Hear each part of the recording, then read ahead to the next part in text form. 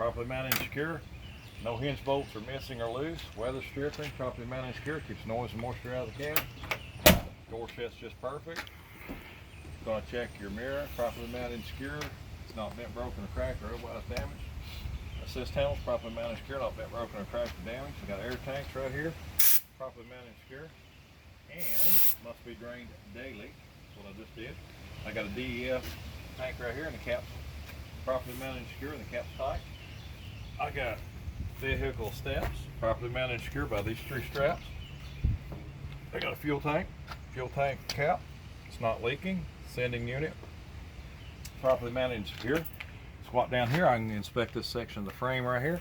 It's properly mounted and secure. It's not been drilled upon, welded, cut, notched, or what have you. If you look way on up here on the back of the engine, you got a belt housing. No missing bolts, no cracks in the belt housing. Bolted to that, you got a transmission, properly mounted and secure, and underneath, I'm not going to crawl underneath right now, but it's got cross members, properly mounted and secure. If I was doing a thorough pre-trip, I'd crawl under there and inspect the cross members. All right, coming out of the back of the transmission, you got a couple of drive shafts, properly mounted and secure, no excessive wear. Check the universal joints. Then I've got air and electrical running the length of the truck here, tucked up into the frame rails, air and electrical. Okay, this right here is specialized equipment. They're not necessarily going to ask you about it, but it's kind of obvious. So this is a hydraulic tank to work the lowboy trailer, properly mounted and secure, and nothing's leaking. It's properly mounted and secure by these straps right here. All right, now I have 2 rear ends, if you notice right here.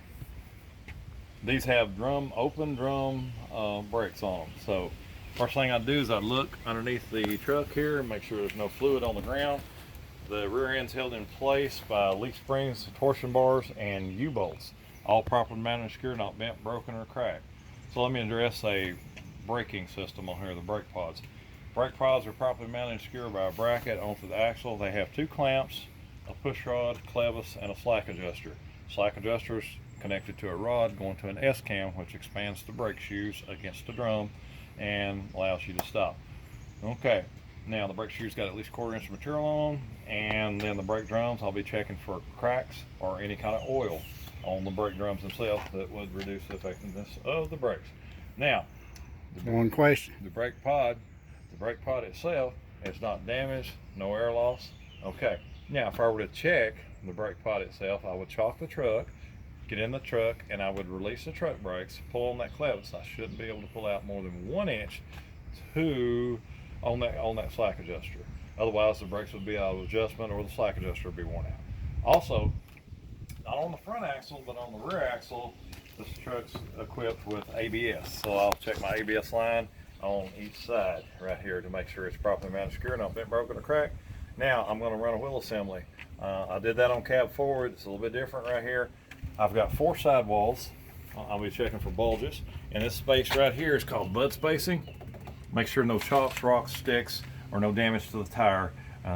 Nothing's lodged in between here. Even tread wear. Now this has to have at least 2 30-second tread depth, and it does have even tread wear. I do have the tire pressure from the manufacturer written on the sidewalls, which is 120. Holding the whole wheel assembly on, 10 lug studs and lug nuts. Got a hubcap right here with an oil bath in here. There's no leaks here. Lug studs, lug nuts right here on the hubcap. Also, let's see here. All these rims, inner and outer, are properly mounted, secure, not bent, broken, or cracked. And I do have, if you look in here, I've got airbags right here. It's air suspension, properly mounted, secure. If one of them's deflated, they're all deflated. Shock absorbers, properly mounted, secure. Got 4 of them on the truck here, and then they're not leaking. All right, Keith had a question about something. Oh, I've got 2 valve stems. He just reminded me that I didn't say valve stems. I do have 2 valve stems, one on this tire and wheel assembly and one on the other. And to check it, I take the cap off, add or subtract air to gain the desired air pressure, which is 120. One more question. Sure. You mentioned about the material on the brake pads. 1/4 inch. Okay.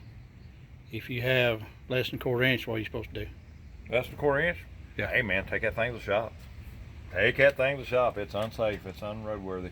You can get a ticket. And it's the driver's responsibility to make sure, not the mechanic. The driver has to make sure before it goes out on the road, it has at least 1/4 inch of material on those brake shoes. Okay, now, we was doing sides of the truck. Let's come on back here. This truck's a little bit special. Mud flap, properly mounted and secure, not bent, broken, or cracked. Mud flap bracket. Crawl under here. If I was pulling, say, a tag trailer or something, we can hook our airlines up. We got a couple glad hands here.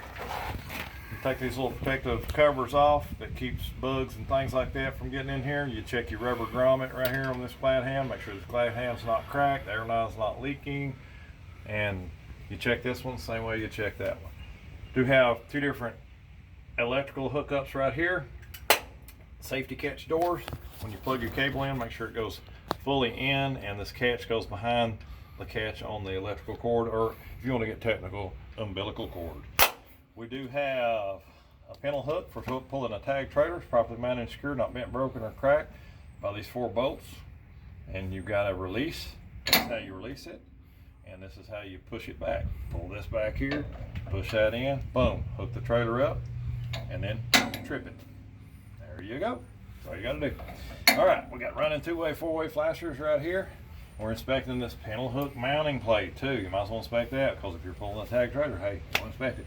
And if I didn't mention it, I got D-rings and D-ring brackets, properly mounted and secure, not bent, broken, or damaged. Hey, one thing I failed to mention, or I haven't mentioned yet, is torsion bars.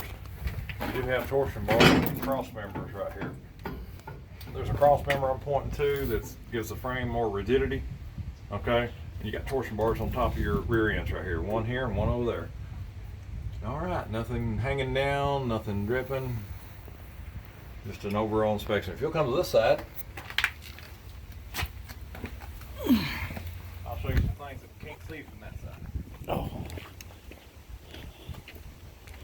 Over here, pretty important thing here. Got a battery cutoff switch on this particular model. Cut it off, kills the power. Battery cover, the batteries are under right here. Take that cover off by simply taking the little bungee strap off.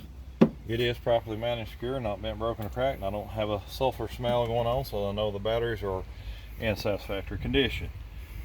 This is a heat shield right here. You say, why you got a heat shield? Well, you've got a catalytic converter, a regen, and a muffler all behind here. And this is all the latest and greatest Mack has to offer here. So you just give that a good once over, make sure nothing's loose, no missing bolts, no wires hanging down. Here's part of your vehicle's exhaust. Don't touch it here, you get burnt. Touch it by the heat shield. If you can wiggle it right here and it's loose, you might want to get that looked at. This is a heat shield, properly mounted and secure. The flex is not cracked right here, so that's a good thing. If it's going to crack, usually it cracks right in here, in my experience. And here's your vehicle exhaust mounting bracket right here. Make sure this is good and tight, not bent, broken, or cracked. Okay, I'm checking this side of the frame as well. One important question that's going to save me a lot of work. If you look in section 11 of the CDL manual, they may ask you to run each wheel assembly. Okay, so therefore when you come over here to save yourself some work,